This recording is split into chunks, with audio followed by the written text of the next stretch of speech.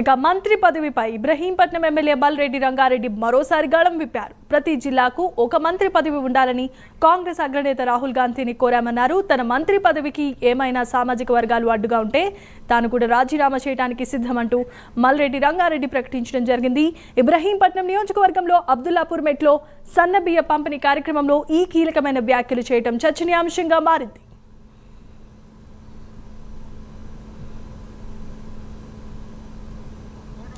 Right, ఇక ఇదే అంశానికి సంబంధించి మరిన్ని అప్డేట్స్ మా కరెస్పాండెంట్ అజీం అందిస్తారు. అజీం, చెప్పండి.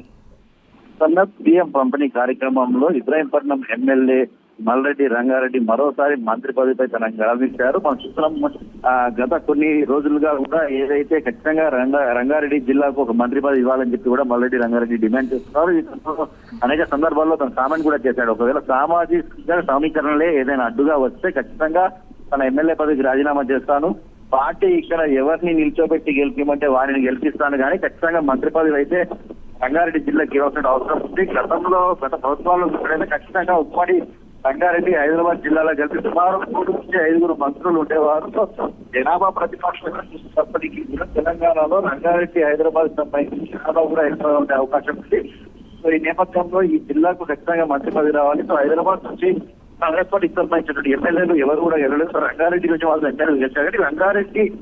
కానీ రంగారెడ్డి జిల్లా నుంచి గెలిచిన ఏ ఎమ్మెల్యేకైనా కాంగ్రెస్ పార్టీ ఎమ్మెల్యేకి మంత్రి పదవి అయితే ఖచ్చితంగా ఇవ్వాలని చెప్పి కూడా డిమాండ్ చేస్తున్నారు. ఇదే తరుణంలో వారు ఇప్పటికే హైకమాండ్ కి లేఖలు రాశారు. రాష్ట్ర నాయకత్వానికి కలిసి విన్నపాలు చేశారు.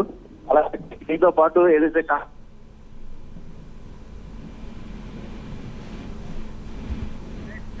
Right, thanks for the updates Azeem.